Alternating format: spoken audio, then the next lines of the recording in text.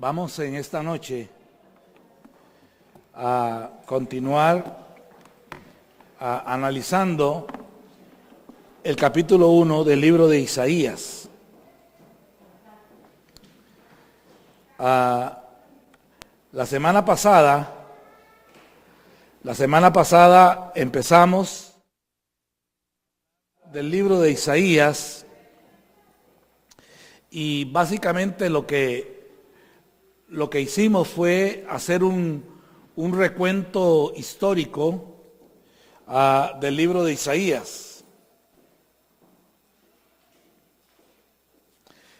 Hicimos un recuento histórico del libro de Isaías y dentro de lo que analizamos la semana pasada,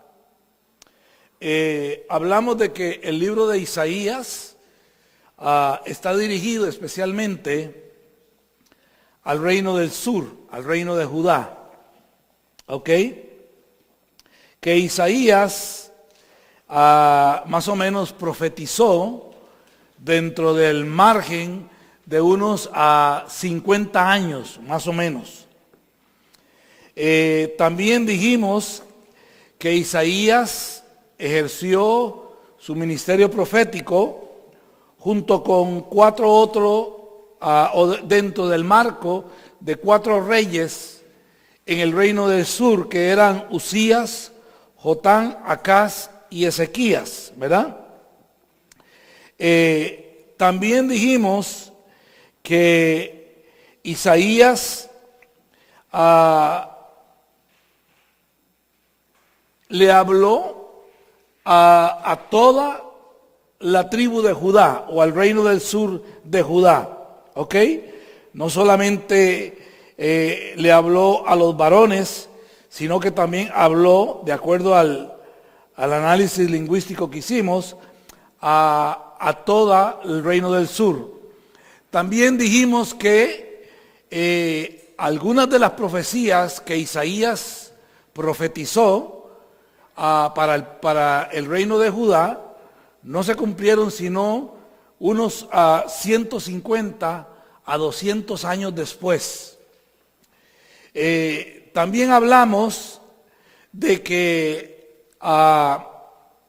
en el libro de Isaías, según algunos exégetas, hay por lo menos 3 autores que escriben el libro de Isaías. La primera parte es lo que se llama, o lo que algunos denominan, el Isaías de Jerusalén, que es más o menos del capítulo 1 al capítulo 39. ¿Ok? Y dijimos que los otros 2 autores escriben en tiempos posteriores. ¿Ok? Lo que nos lleva a entender que el libro de Isaías no es un libro cronológicamente escrito, sino que es un libro que abarca un periodo extenso de años que alguien o algunos luego editaron y lo pusieron, por decirlo de alguna manera, en el formato que nosotros lo encontramos hoy en día. Esto lo podemos ver cuando analizamos especialmente el capítulo 1.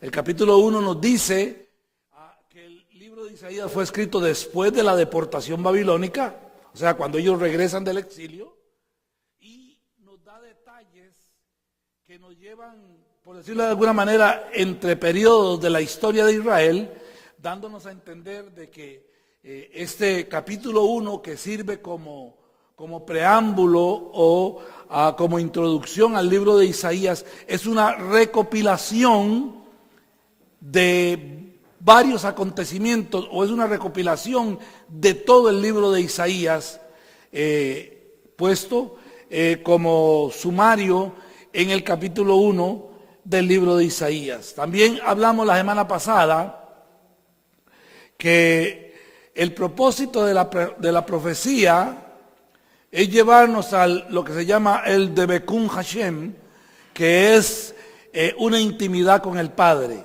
¿Ok? Entonces, hablamos de que la profecía tiene como centro no la predicción del futuro, sino más bien el develar al pueblo su corrupción, su pecado, para que el pueblo pueda hacer teshuvá, o sea, arrepentimiento, y volver a reconciliarse y volver a los caminos del Señor. Ahí más o menos abarcamos todo ese material. Hoy vamos a abarcar y vamos a hablar especialmente del versículo 18. Como yo les dije a ustedes, hablar versículo por versículo, necesitaríamos varios meses para hablar solamente del capítulo 1 del libro de Isaías. ¿Ok?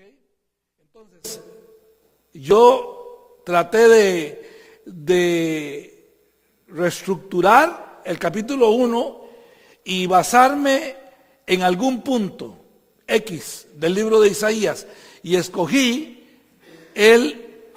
como ustedes ven aquí, el versículo 1:18. ¿Ok? Ahora, el versículo 1:18 dice: venid luego, dice Jehová, y estemos a cuentas.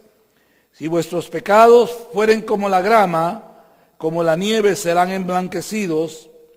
Si fueren rojos como el carmesí, vendrán a ser como blanca lana. ¿Ok? Y escogí este versículo porque, en mi opinión, recoge toda la idea del capítulo 1 y lógicamente toda la idea del libro de Isaías y del espíritu de la profecía. Si nosotros leemos unos versículos anteriores, nosotros nos vamos a dar cuenta de que cuando el Señor le dice al pueblo de Israel por medio del profeta, vengan y estemos a cuentas, es porque Dios ha tratado y ha presentado delante del pueblo todo el argumento de parte de Dios para decirle al pueblo de Israel: ustedes están mal, ustedes están mal. ¿Ok? Y algunas de las cosas que el Señor empieza hablando en este capítulo 1 es acerca de el problema que enfrenta el pueblo cuando viene delante de la presencia de Dios. Y oiga lo que dice algunos versículos. Por ejemplo, dice el Señor: primeramente les dije la semana pasada que también Dios les dice que la maldad de Israel es tanta que el profeta dice: si Dios no hubiese tenido misericordia y hubiese dejado un pequeño remanente, seríamos como Sodoma y Gomorra, haciendo alusión de que las ciudades de Sodoma y Gomorra fueron destruidas completamente al punto de que no quedó existencia de ellos. ¿Ok? El profeta Isaías dice: así seríamos nosotros si Dios no hubiese tenido misericordia de nosotros. ¿Ok? Y de ahí en adelante el profeta empieza a referirse a Israel y especialmente al reino de Judá como Sodoma y como Gomorra. ¿Ok? Y una de las cosas que él dice es, en el versículo 11 dice: ¿para qué me sirven sus sacrificios? ¿Para qué me sirven sus sacrificios? Hastiado estoy de holocaustos de carneros y de cebos de animales engordados. No quiero sangre de bueyes, ni de ovejas, ni de machos cabríos. Y él dice así: ¿quién demanda esto de vuestras manos cuando vienen a presentarse delante de mí para hollar mis atrios? Algunos han malinterpretado esto. Y en la iglesia cristiana se dice: ve, Isaías dice que ya no hay necesidad de holocaustos y no hay necesidad de sacrificios. Lógicamente, eso no es lo que Dios está diciendo. Lo que Dios está reclamándole al pueblo es que cuando ellos vienen a presentar sus sacrificios, sus holocaustos, ellos vienen con una actitud equivocada. Dice: vienen delante de mí para hollar mis atrios. Hollar mis atrios, podríamos también decir que el pueblo, con la actitud que se presenta Y al presentar el sacrificio, al presentar la ofrenda, cuando ellos vienen delante de Dios, blasfeman el nombre del Señor. ¿Por qué?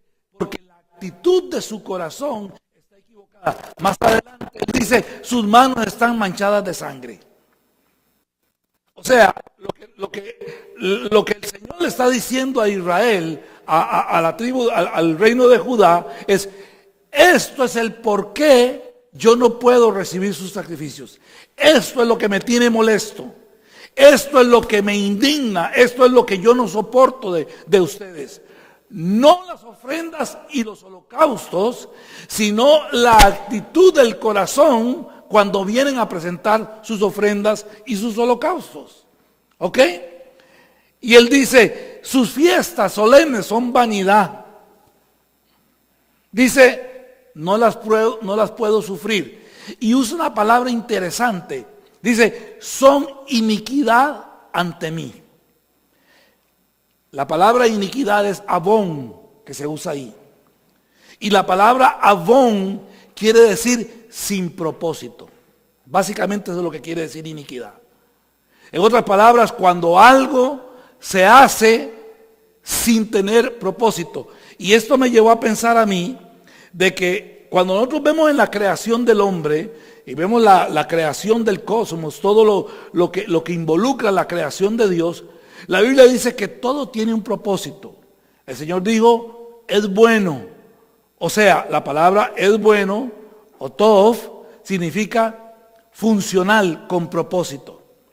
Entonces, la iniquidad que presenta aquí el Señor, cuando ellos traen los sacrificios, las ofrendas, celebran las fiestas, celebran las lunas nuevas, lo que el Señor está diciendo es, eso que yo instituí con un propósito, la forma como ustedes lo hacen, perdió completamente el propósito. Entonces, no sirve. No sirve definitivamente. ¿Ok?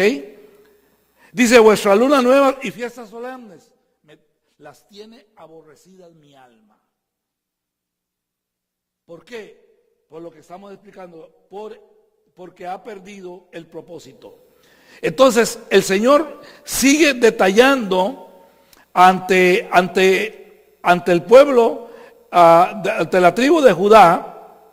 El Señor sigue detallando todo el pecado, el por qué Él está molesto, el por qué Él no puede recibir las ofrendas, el por qué Él ha vuelto su rostro, el por qué Él no contesta sus oraciones. Y entonces llegamos al al versículo 18.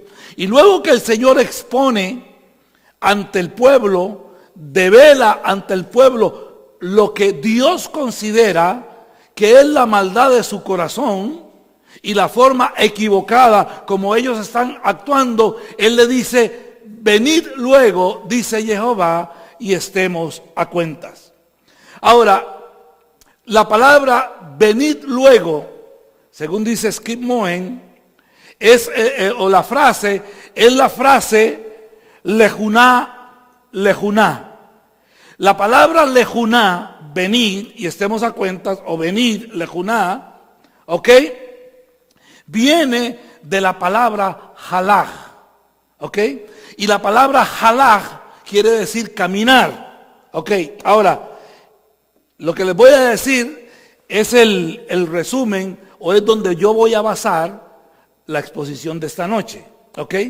Entonces, el Señor le dice, lejuná Israel, o lejuná, venid, estemos a cuenta, le dice al pueblo, ¿ok? Ahora, la palabra lejuná viene de lajaj, pero dice Esquimó, cuando se le pone la palabra na al final, ahí está, la palabra na, leju, na, ok, cambia de una orden a una petición. Cambia de una orden a una petición. En otras palabras, Dios no está exigiendo al pueblo a que venga delante de Él, sino que lo que el Dios le está diciendo al pueblo, básicamente en nuestro idioma, en nuestro lenguaje contemporáneo, lo que Dios le está diciendo es, mire, todo esto me tiene aborrecido, estoy enojado, estoy molesto, sus fiestas solemnes yo no las puedo resistir. Todo lo que sus sacrificios me tienen hastiado, no son olor grato delante de mí. Pero vengan por favor. La traducción más correcta, según dice Skip Moen, sería vengan por favor. Ahora, en otras palabras, cambia de una orden a una petición que Dios le hace al pueblo. Ahora, ¿por qué es importante esto?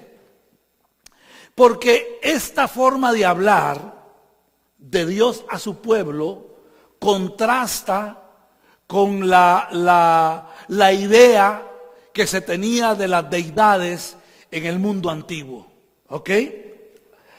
Los dioses en el mundo antiguo eran seres supremos que podían destruir a sus súbditos, y de hecho cuando en los pueblos se decía que se había hecho enojar a los dioses, había que hacerles sacrificios para apaciguar la ira de los dioses. Y de ahí vemos inclusive todas las películas que nosotros hemos visto en la televisión, por ejemplo, de los indígenas, ¿verdad? Cómo arrojaban vírgenes en los volcanes y sacrificaban vírgenes y le sacaban el corazón y hacían un montón de rituales. De ahí viene el porqué de los sacrificios humanos. ¿Por qué? Porque se consideraba que el sacrificio humano era el mayor de los sacrificios. Entonces, cuando el Dios estaba bravo, había que traerle unas ofrendas o unos sacrificios para apaciguar su ira, para que no nos destruya, para que no nos castigue, para volver a hallar gracia delante de sus ojos. Pero vea qué interesante, Dios no es así. Dios está molesto con Israel, claro que está molesto. En los versículos anteriores lo vemos, vuelvo y repito. Dios está diciéndole a Israel, Dios no le oculta nada. Dios no le pasa por alto a Israel las ofensas que le han hecho. Y le dice, estoy molesto, estoy bravo. Es más, me da asco lo que ustedes presentan delante de mí. Pero a pesar de que estoy tan bravo y estoy tan molesto, vengan por favor, conversemos. Vengan por favor y conversemos. Ahora, ¿qué es esto? Cuando yo escuché este cambio de tono en la narración bíblica, me hizo pensar fuertemente en lo que nosotros recitamos o confesamos todas las semanas, en lo que llamamos la bendición sacerdotal. La bendición sacerdotal tiene una connotación muy importante, y por eso es que me gustó la traducción que nosotros usamos aquí. ¿Por qué? Porque la traducción que nosotros usamos aquí, que está basada en el hebreo original, presenta a Dios no como un ser supremo, no como un dictador, no como un ser todopoderoso, que sí lo es, lógicamente, pero refleja la imagen de un padre de familia. Dice Jehová, se arrodillará delante de ti trayéndote regalos. Y es la imagen de un padre que se pone a la altura de su hijo pequeño para poder interactuar con él y para poder demostrarle todo el amor que él tiene por su hijo. ¿Me entiende? ¿O me voy a entender? Entonces, cuando el Señor le dice a Israel, venid y estemos a cuentas, Dios no se presenta ante Israel como un juez intransigente, un juez rígido, un juez que busca solamente la justicia per se, sino que aunque tiene que tomar en cuenta la justicia y tiene que ser satisfecha la justicia, Dios se presenta ante Israel como el Padre, ese Padre amoroso que, teniendo la oportunidad de destruir a Israel, de consumirlo por su pecado, aun y cuando Israel lo ha ofendido, aun y cuando Israel ha pecado delante de él, aun y cuando el pueblo ha hecho lo malo y ha llegado hasta los límites impensables de su maldad, aún así Dios sigue demostrándole su amor. Y no le dice, venga para acá, para sentenciarlo, sino que como un padre preocupado, sí molesto por lo que el hijo ha hecho, sí molesto por las barbaridades que el hijo ha hecho, no piensa en la destrucción del hijo, sino piensa en la corrección del hijo, que es diferente. Ahora, corrección y disciplina van de la mano, y eso hablamos la semana pasada. Alguien ha dicho, solo amor es alcahuetería, solo justicia sería un dictador. Tiene que haber una mezcla.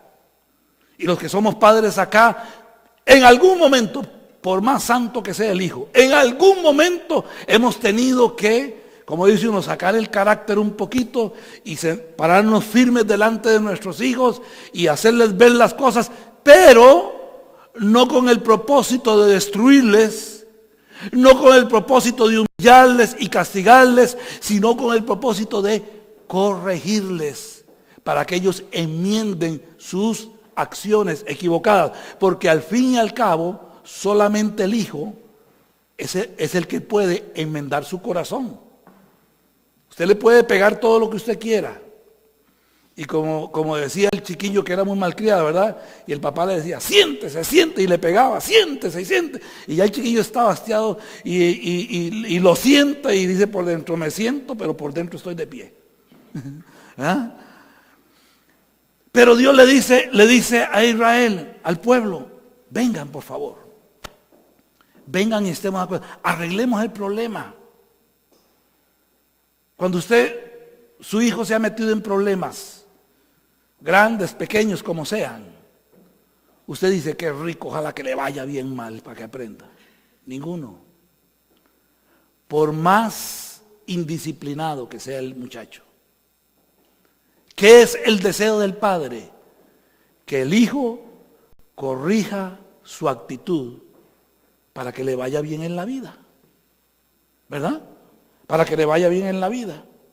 Entonces, lo primero que el versículo nos presenta es a un Dios de justicia, porque Dios es justo, pero a un Dios de justicia profundamente lleno de amor. No a un juez que está listo a dar con el mazo para ejecutar la sentencia, sino un juez que llama a la persona, al hijo, lo llama para dialogar con él y ver cómo podemos arreglar el problema. Vuelvo y repito, eso hace una diferencia completa entre el pensamiento bíblico de Dios y el pensamiento secular o de todas las otras naciones que estaban alrededor de Israel, en el cual sus dioses requerían de sacrificios humanos, y por eso ahí la foto que tenemos es a Moloch. ¿Ok?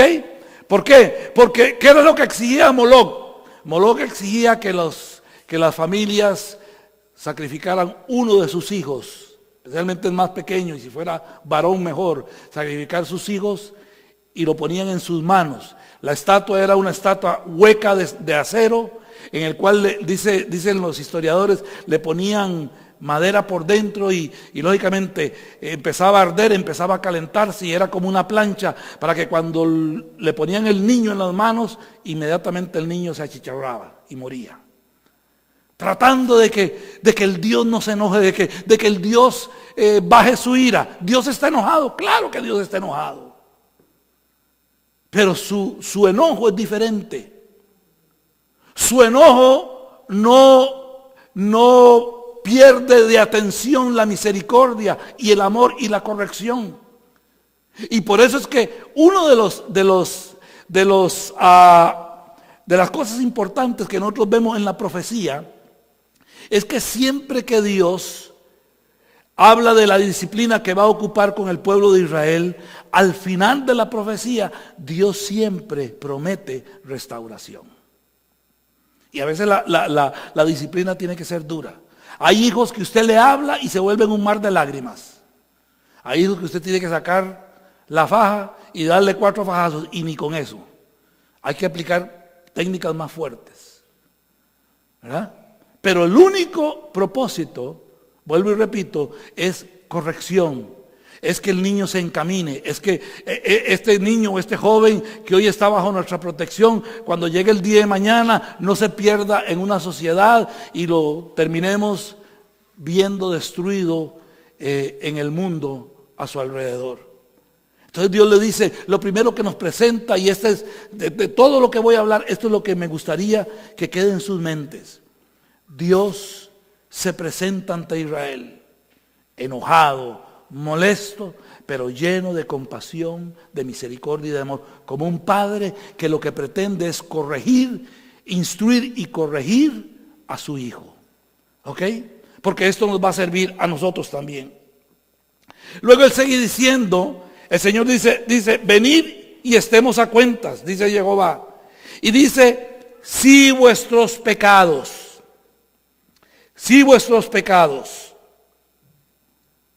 dice, fueren como la grana, como la nieve, serán emblanquecidos.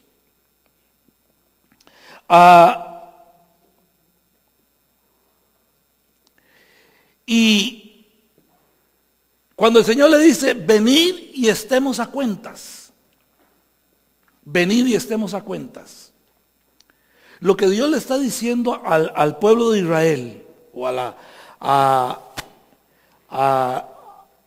al reino del sur, Él usa la palabra Yahaj.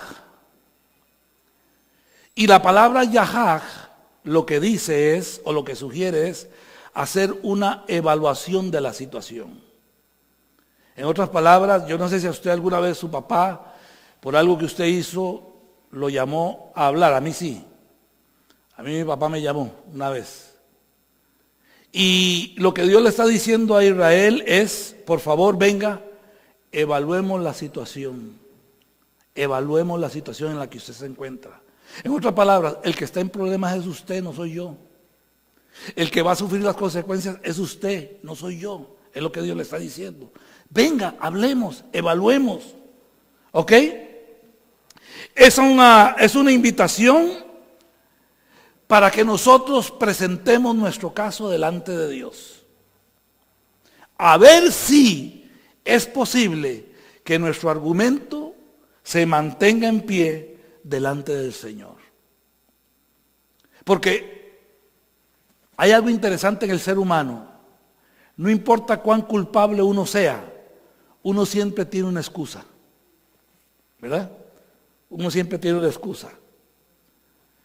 Usted lo para la policía, se brincó la luz roja y si va en la mañana posiblemente usted le diga al policía, vea, es que voy tarde para el trabajo y necesitaba llegar rápido. Es que no la vi. Siempre buscamos. Nadie dice, sí, mire, tiene toda la razón, fue imprudencia mía. Muy pocos. Demasiado pocos. Casi siempre salimos con una excusa, ¿verdad? Entonces lo que Dios le dice a Israel, ok, esto es lo que yo pienso de usted, esto es lo que a mí me molesta, ok, expóngame su argumento. Yo recuerdo que cuando Jason estaba más pequeño y no se había casado, todos se quedaban callados. Jason siempre tenía algo que decir, siempre tenía un pero, ¿verdad? Entonces antes de ejecutar la disciplina había que escucharlo por qué él lo hizo, ¿verdad? Y a veces somos así nosotros. Entonces Dios nos dice, ok, Israel, usted ha hecho esto. Ok, explíqueme por qué. A ver si su excusa tiene validez. Cuando usted va delante del juez o cuando la persona va delante del juez, el juez le dice, culpable o inocente. Si usted dice culpable, le dan la multa o lo que va a decir y se va. Pero si es inocente, tiene que ir a juicio. ¿Por qué? Porque en el juicio usted tiene que explicar convincentemente al juez el por qué usted cometió la infracción o se dio la infracción. Y entonces el juez decide si su excusa tiene validez o si su excusa no tiene validez. Y eso es lo que Dios hace. Dios presenta ante Israel los argumentos que le tienen molesto y le dice a Israel, ok, ahora sí, hable usted. Ahora, vea qué interesante. Dentro de lo que Dios presenta al pueblo de Israel, Dios presenta dos testigos en el caso, el cielo y la tierra. Eso está en el versículo 2. Lo segundo que Dios le dice a Israel es, mi hijo Israel se ha rebelado contra mí. ¿Ok? Y tercero, oiga qué tremendo, Dios le dice a Israel, los animales tienen mayor entendimiento y reconocen a sus dueños. Ustedes no pueden reconocerme a mí. Qué tremendo. O sea, son más inteligentes los animales que ustedes. Y como cuarto, el resultado de toda esta rebeldía que ustedes tienen, y Dios se lo enumera, es enfermedad, destrucción, hambre, sus ofrendas y sus ritos no son aceptados, y Dios ha ocultado su rostro de su pueblo, porque Él dice, cuando claman a mí, yo no los oigo.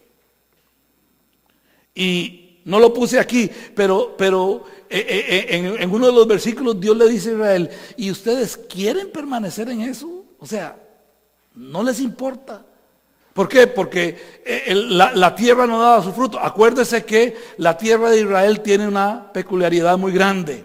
Y es que es fructífera si el pueblo obedece los mandamientos del Señor. Si no son obedientes a los mandamientos del Señor, la tierra no dará su fruto. El Señor dijo, los cielos serán de hierro o la tierra de hierro y los cielos de bronce. No habrá lluvia temprana, no habrá lluvia ligera. En otras palabras, habrá escasez, habrá sequía. Por consiguiente, habrá hambre y pobreza dentro del pueblo.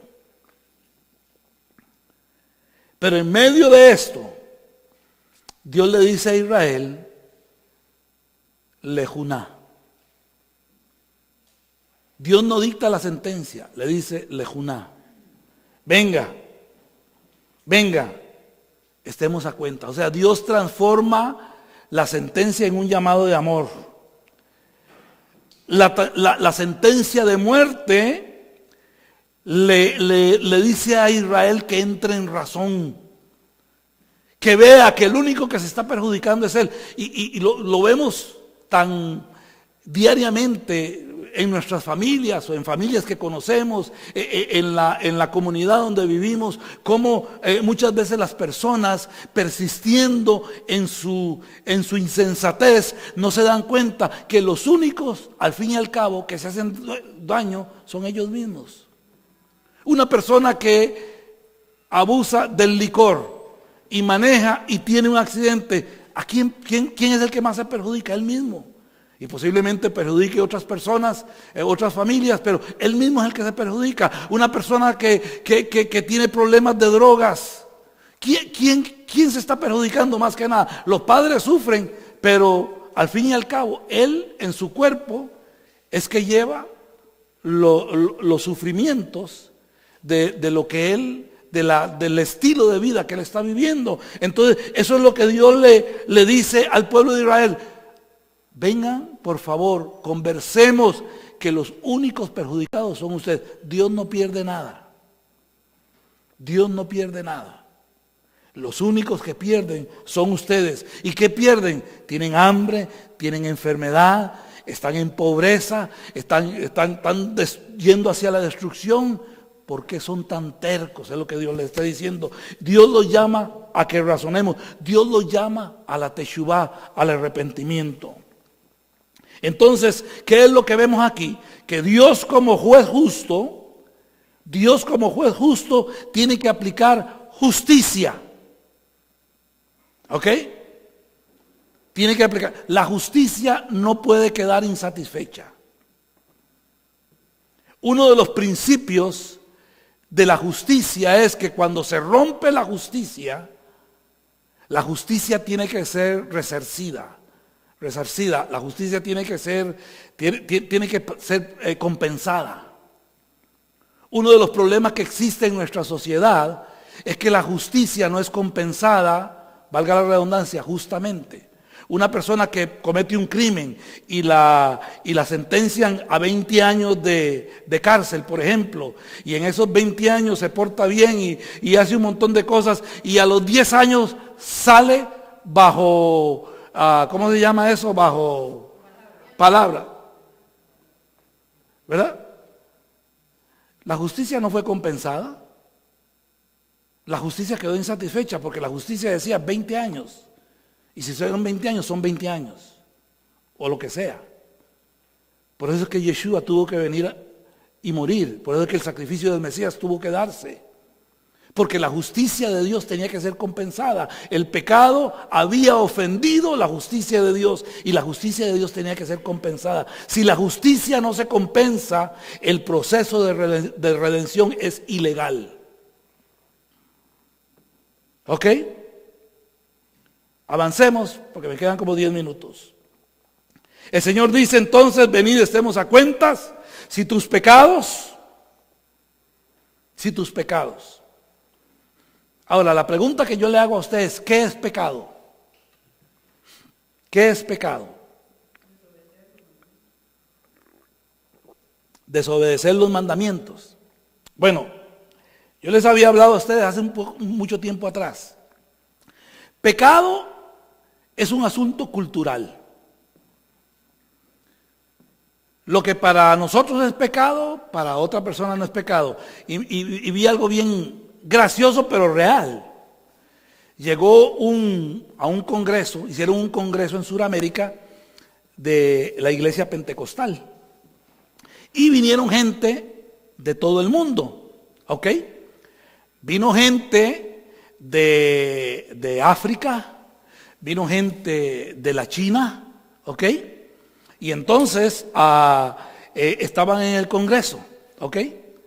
Subieron para saludar a una representante de África y a una representante de la China, lo oriental, ¿verdad? Entonces la representante de África venía con un vestido sin mangas porque en África hace calor.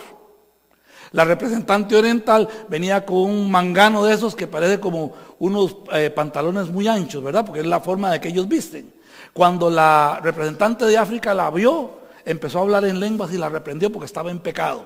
Cuando la oriental la vio a ella, sin las mangas, empezó a hablar en lenguas y a reprenderla porque ella estaba en pecado. ¿Por qué? Porque culturalmente ellas veían las cosas de una forma diferente. ¿Ok? Entonces el pecado es cultural. Por ejemplo, hoy en día usted no, pero la gente puede ir, por ejemplo, a una playa nudista.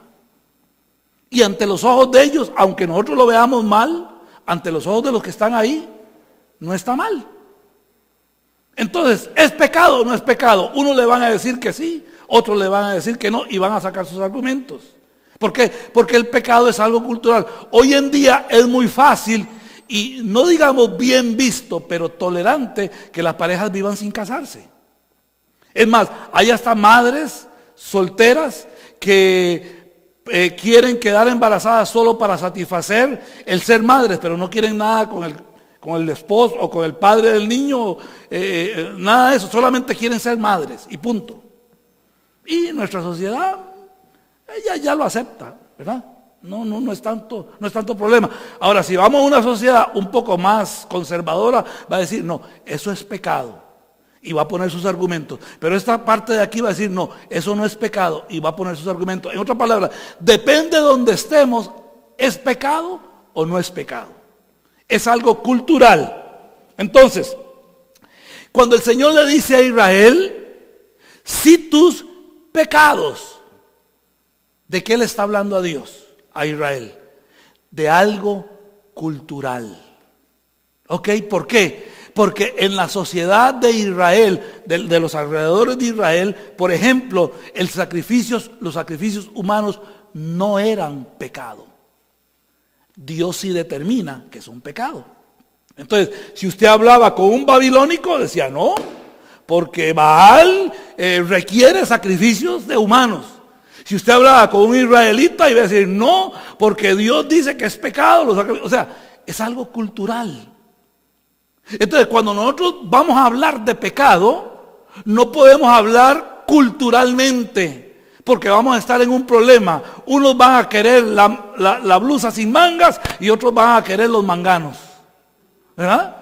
Entonces, ¿qué es lo que nosotros tenemos que hacer? Hablar culturalmente. En otras palabras, Dios define como pecado según la cultura del reino. Lo que dijo Alba correctamente, según la palabra de Dios, según los mandamientos. Dios es el que determina, porque lo que Dios determina que es pecado, no necesariamente para otras culturas es pecado.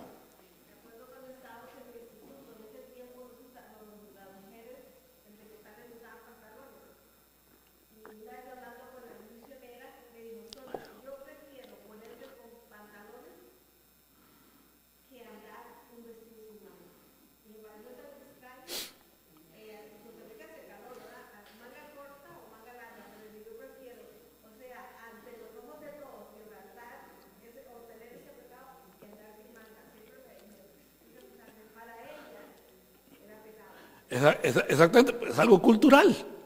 Es algo cultural.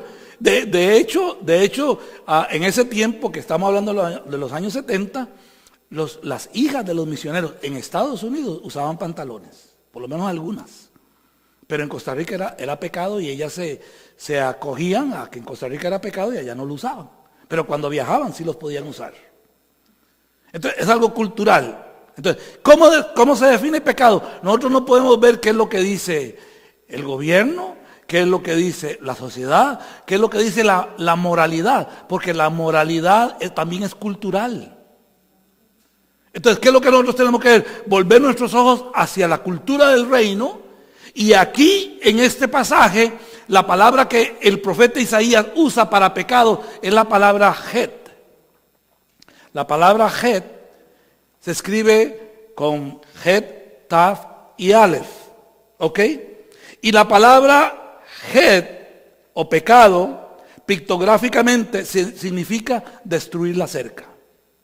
Eso es lo que significa, destruir la cerca. ¿Ok?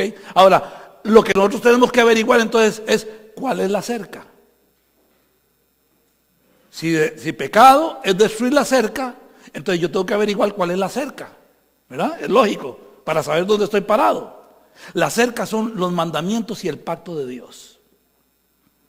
¿Ok?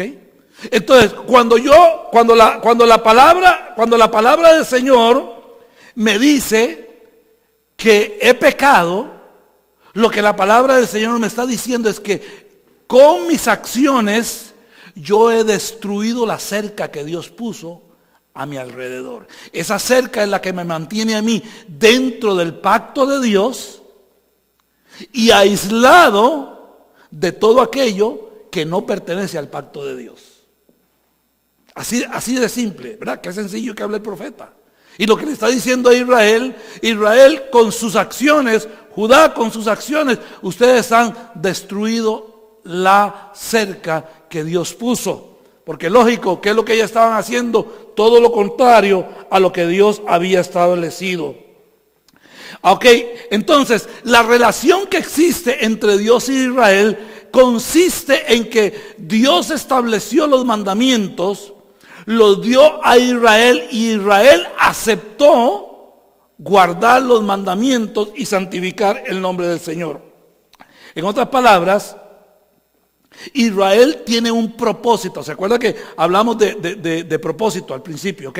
Israel tiene un propósito. ¿Cuál es el propósito de Israel? Si Israel tiene un propósito, ¿cuál es el propósito de Israel? ¿Qué piensa usted que es el propósito de Israel?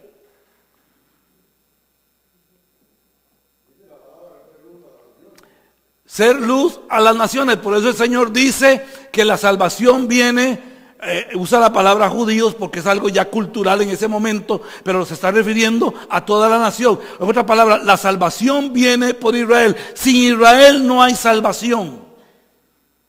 ¿Ok? Porque Israel es el vehículo por el cual Dios da a conocer su salvación a las naciones para que todo aquel que en él cree, o sea, que se adhiera al pacto, pueda encontrar vida eterna. ¿Ok?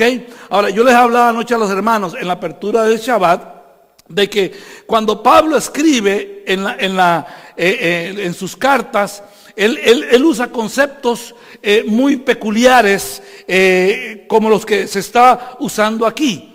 Y Pablo dice que Israel casualmente tiene un propósito, y el propósito de Israel es poder mostrar a las naciones el camino de salvación. Yeshua dijo, vuelvo y repito, que la salvación viene por medio de los judíos. ¿Ok? Ahora, esto no quiere decir que Israel es el privilegiado de Dios, no. Israel simplemente tiene una función dentro del plan de Dios, pero Dios lo aclara en el libro de Juan perfectamente, dice que porque de tal manera amó Dios al mundo, no dice Israel solamente. ¿Ok? Pero Dios necesitaba manifestar esa salvación de una forma concreta y tangible para el hombre, y que el hombre pudiera entender el plan y el propósito de Dios, y fue escogida la nación de Israel para presentar este plan de salvación al mundo, para que Israel sirva como luz, para que Israel pueda alumbrar el camino y las naciones puedan encontrar al Dios de Abraham, al Dios de Isaac, al Dios de Jacob, que entendemos por la palabra que es el único Dios verdadero, y entonces las naciones puedan venir a tener un encuentro con el Dios de Israel y puedan llegar a encontrar la salvación.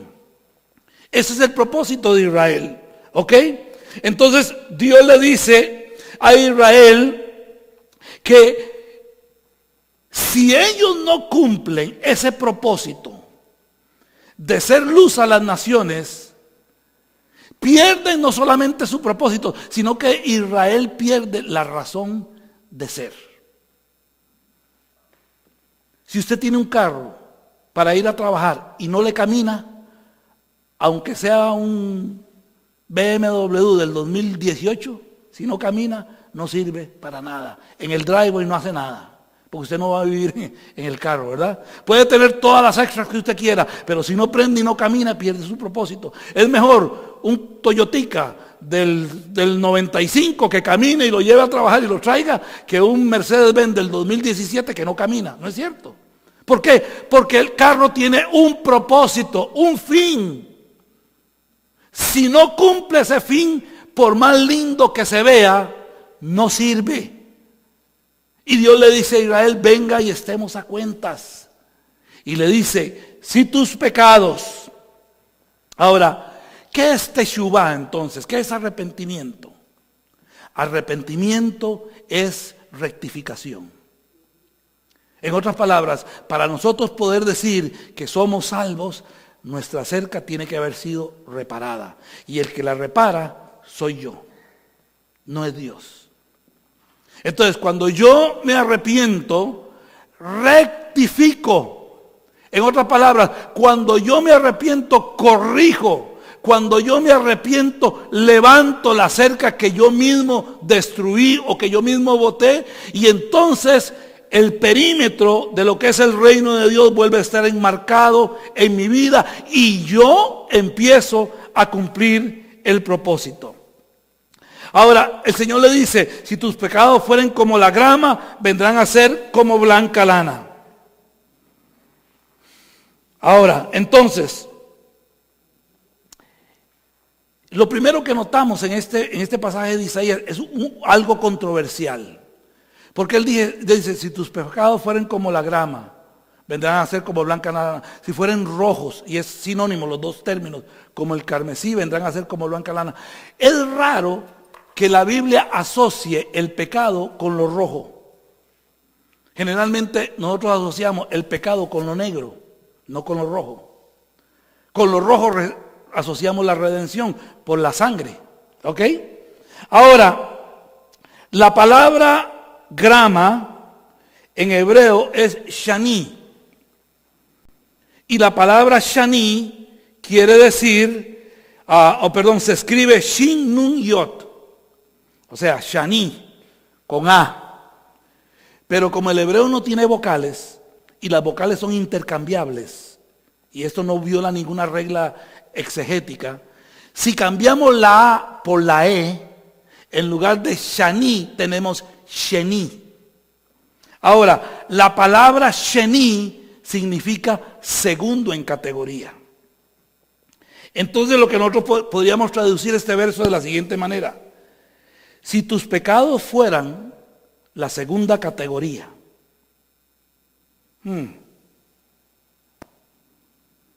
la segunda categoría. Ahora, esta palabra se escribe Shin Nun Yot. Y lo que significa la segunda categoría es el trabajo que destruye la vida. Hay más para allá, pero voy a ir cerrando aquí porque se me fue el tiempo. Entonces, ¿qué es lo que Dios dice? ¿Qué es lo que Dios está hablándole a Israel? Lo que Dios le está diciendo a Israel, si tu escogencia, lo que tú escogiste es aquello de segunda categoría, aquello que destruye el propósito, aquello que destruye tu razón de ser. Dice, si tú vienes a mí, yo voy a cambiar, yo voy a transformar, por decirlo de alguna manera, yo voy a rectificar esa mala decisión y voy a volverte a dar propósito en tu vida. Voy a poder darte propósito a tu vida. En otras palabras, aunque tú escogiste la destrucción, si tú te arrepientes, si tú haces teshuva, si tú retornas a mí, yo puedo transformar esa decisión de destrucción y puedo transformarla y volverla a poner en una decisión de restauración, de rectificación, en el que tú puedas volver a encontrar tu propósito y de esta manera podamos nosotros agradar el corazón de Dios. Y cierro diciendo que es como cuando nosotros vemos que un hijo verdaderamente entiende que lo que ha estado haciendo es perjudicial, que lo que él ha estado haciendo es destructivo para él, para su vida, para su futuro, para su razón de ser. Y entonces el muchacho o el hijo o la hija viene y verdaderamente le da la razón al padre. Pero no le da la razón al padre en el sentido de que tú tienes razón, sino le da la razón al padre en el sentido de que verdaderamente si yo sigo por este camino, lo único que me espera es la destrucción. Y aquel hijo se arrepiente, aquel hijo rectifica. Y empiezan a pasar los días y empezamos a ver que aquel hijo, aquella hija empieza a hacer las cosas diferentes. Empieza a tener cierta responsabilidad, empieza a hacer ciertos cambios. Pueden ser muy pequeños al principio, pueden ser hasta insignificantes para algunos al principio, pero nosotros como padres y que conocemos la situación de fondo, sabemos que esos cambios tan pequeños que está haciendo en este momento son los que lo van a llevar al éxito y lo van a coronar con éxito en su vida. Y el tiempo pasa y luego vemos que el muchacho se gradúa de la escuela, vemos que sigue estudiando o consigue un trabajo, empieza a ser una persona de bien, forma su familia, en fin, empieza a dar pasos. Y cuando nosotros volvemos a ver para atrás y nos recordamos de aquel entonces y de lo que estamos viendo ahora, la restauración que vemos ahora, verdaderamente nuestro corazón como padre se siente satisfecho, no porque me hizo caso. No porque yo estaba bien y él estaba mal, ese no es el sentido. Porque rectificó su vida y ahora su vida tiene propósito. Rectificó su vida y su vida ahora tiene sentido. Tiene sentido. Y entonces nosotros nos sentimos satisfechos no porque yo gané, nos sentimos satisfechos por él, por ella. Nos sentimos satisfechos por el éxito que tiene. Nos sentimos satisfechos porque su vida ha tomado un nuevo rumbo y su vida ahora tiene sentido. Ese es el mensaje que Dios intenta dar a entender a Israel o a Judá, al reino de Judá. Aquí en el primer capítulo, que vuelvo y repito, resume todo lo que el libro de Isaías, y lo vamos a ir viendo capítulo por capítulo, va a ir dando. Y básicamente lo que Dios le dice es que delante de ti, Israel, sabes que la segunda opción produce la muerte, la primera opción produce la vida. Pero tú eres el que tienes que escoger qué es lo que tienes que hacer. Y esto perfectamente, creo yo, puede relacionarse con nosotros y nuestra vida actual. Usted conoce su vida, yo conozco mi vida. Usted conoce sus pensamientos, yo conozco mis pensamientos. Y usted sabe cómo está su condición delante de Dios. Y lo que Dios le dice en esta noche, o lo que Dios nos dice en esta noche, es exactamente el mismo mensaje que le dijo al pueblo en este tiempo de Isaías, el año 765, antes de la era común. Venga y estemos a cuentas. Si tus pecados fueren rojos como el carmesí, vendrán a ser como blanca lana. No importa cuánto te equivocaste, no importa cuánto te dañaste, no importa cuánto de la cerca destruiste, si vienes a mí, vas a tener la oportunidad de rectificar, volver a levantar la cerca y seguir caminando hacia adelante, porque en Dios siempre hay una nueva oportunidad.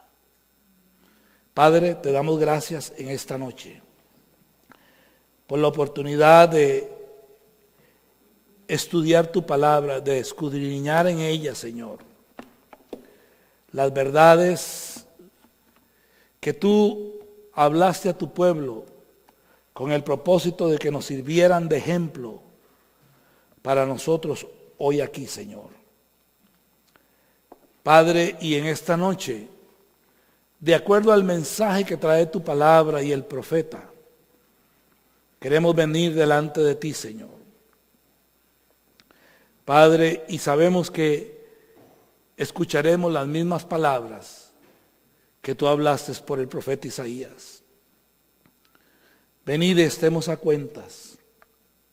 Si tus pecados fueren como la grana, vendrán a ser como blanca lana. Señor, no importa el error, la equivocación, el pecado, la confusión. Si tan solamente podemos tener la humildad de regresar a ti. Si tan solamente podemos tener, Señor, la disposición de decirte a ti, Señor, Padre, nos hemos equivocado. Perdónanos, Señor.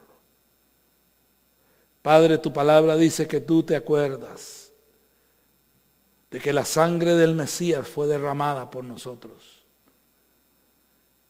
Pedro y Juan nos recuerdan que fue aún antes de la fundación del mundo, para que así nuestro problema pudiese tener solución en ti, oh Dios. Padre, humildemente nos aproximamos ante tu presencia, Señor. Señor, al igual, Padre Santo, como lo hizo Abraham, como lo hicieron los grandes hombres de Dios, nos aproximamos a tu presencia pidiéndote misericordia. Tú le dijiste a Moisés, Jehová, Jehová, misericordioso, lento para la ira, grande en misericordia y verdad. Y te damos gracias, Señor, porque tú eres justo, pero también eres amoroso, Señor. Porque tú eres justo, pero también, Señor, te acuerdas de que somos polvo, dice tu palabra. Señor, mira nuestra vida con compasión y ayúdanos a rectificar, Señor, a levantar la cerca a través de nuestra actitud, de nuestras obras, Señor, a través de nuestras decisiones, a través, Señor, de nuestros pensamientos. Ayúdanos a levantar la cerca, Señor, porque esa cerca implica que estamos dentro de tu reino. Señor, gracias te damos en esta noche por tu misericordia y por tu amor. Señor, te pedimos que extiendas tu cetro de misericordia hacia aquellos familiares conocidos que todavía andan sin ti, oh Dios. Padre, que tu misericordia y tu amor les alcance y que puedan oír, Señor, las palabras dulces de un Padre amoroso que nos llama, Señor, para que podamos dialogar contigo y podamos rectificar, Señor, en tu presencia. Gracias, Señor, por esta comunidad. Gracias por cada persona, Señor, que semana a semana se acerca, Señor, a este lugar con el propósito, Padre, de que de poder, Señor, escuchar tu palabra, aprender de ella para ponerla por obra. Gracias, Padre, porque a través del tiempo nos has tenido aquí, Señor. A través del tiempo hemos podido permanecer y hasta el día de hoy podemos decir que tú nos has ayudado, Señor. Por eso te damos gracias, Padre, y por eso bendecimos tu nombre. Bendecimos cada familia aquí representada. Bendecimos cada familia, Señor, que ha estado en este lugar y ha escuchado tu palabra, aquellos que la escucharán a través de la internet, Señor. Que tu espíritu, que tu ruaj, Señor, tome tu palabra y la siembre en sus corazones, para que el fruto de su corazón pueda ser tu palabra y así honrar y glorificar tu nombre. Te bendecimos y te damos la gloria. En Yeshua el Mesías. Amén y amén. Damos gracias al Señor. Esta próxima semana, el miércoles, Josué 12, dice que es donde Fernando, ¿es cierto, Fernando? ¿Estás seguro? Sí. Y que expone Fernando. Ok, entonces el próximo miércoles, ¿sí?